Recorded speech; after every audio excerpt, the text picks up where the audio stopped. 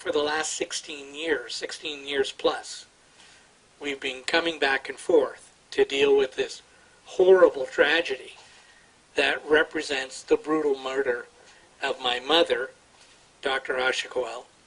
In that time, my poor father has had to be on his own. He lost his partner, his wife, our mother, myself and my two younger sisters. And the whole matter has literally destroyed our family and the extended family. Today, we were here for the hearing of 11 separate pretrial motions and petitions from the defense, who have, over the many years, searched through every technical component of the prosecution's case to just inevitably delay the matter. And as they say, justice delayed is justice denied. Many of these petitions, and I would also like to commend people. You know, I run a travel agency. My dad's a doctor. My mom was a doctor. My one sister's a professor of law. We're regular folks. We've always believed and put faith in the system. The delay is nothing short of monumental when you consider that the police have scientific evidence and a confession. It makes no sense that we still haven't gone to trial after 16 years. I'm hopeful that today was the beginning of the closure of the delay and that we will go forward rapidly. And you know, my dad's in his 80s. I absolutely pledge that we get to trial while he's still able to come here and travel accordingly. You know, Mom, when she came to Canada, she was only, was it 21, Dad, or 22? 22, 23. At 22 years old. And at that time, to the best of my knowledge, she was the youngest obstetrician in Canadian history. She was the youngest doctor to do what she did. She was dedicated to women. She was dedicated to women's health. She delivered, by our count, about 10,000 or more than 10,000 children in Canada, 50,000 surgical procedures, was a champion of women and women's issues throughout her career. It's a great loss, not just to our family, but to the community of Orangeville, where she was head of the Department of Obstetrics and Gynecology at Headwaters Health Center at the time of the murder. So many people have asked, how did this all come to be if you're, you know, yeah, right. How did this all come to be? My mother was part of 7 brothers and sisters, 4 sisters and 3 brothers. And my mom was kind of the center of the wheel. All the other siblings would come to her for advice or help. She had gone on to become a successful physician and very well respected in her professional community and amongst the family. The inheritance from my maternal grandfather, as is typically the case, was supposed to go to the 3 sons. And essentially the 2 elder sons, Suresh and Subhash, they were denying the youngest, Shaker, who had relocated to Los Angeles, from any portion of the family inheritance. It eventually led to a lawsuit some years later, and miraculously, a will appeared. And that will was written in Subhash's handwriting and was actually witnessed by Suresh. Clearly, very odd that such a thing could happen. You know, to the best of my knowledge, you cannot be the witness to a document that you're also the beneficiary of that document. That lawsuit continued, and my mother was always just trying to make peace. I tried to help a few times, and when we came to India in August of 2003, we came to see my uncle because he was very ill. It was apparent that he might not live too much longer. My mom wanted to see him before he was on his deathbed. She wanted to have a meal, watch a movie, laugh, all those things. So we went shortly after the marriage of my youngest sister.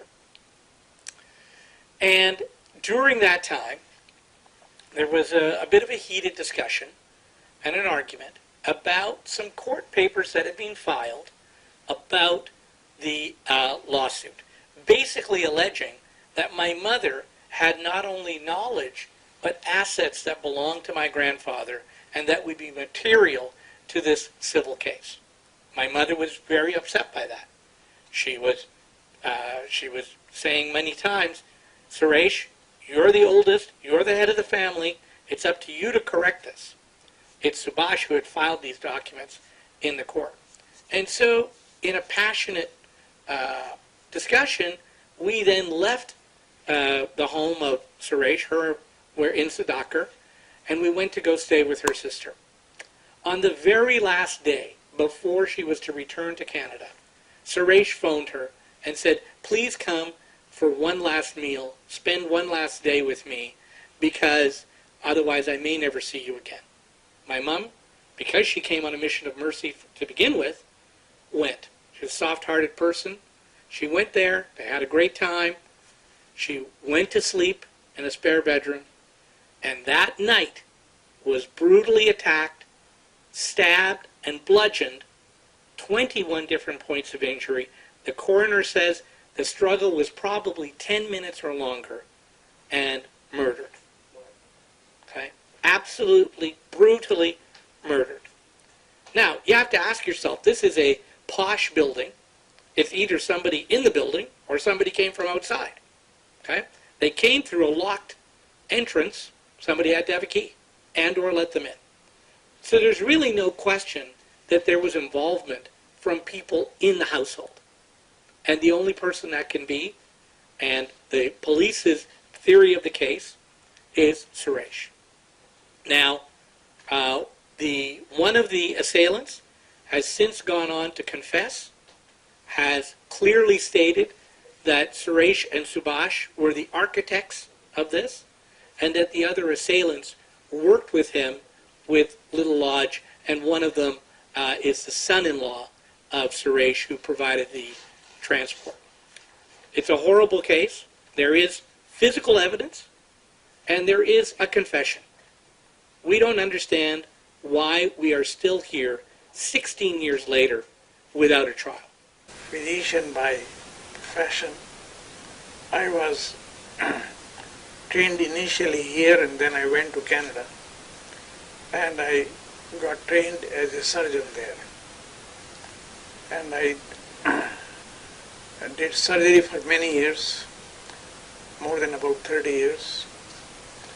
And I love the country because I went that I feel been abandoned by my country, in abandoned even though this is my country where I was born and raised.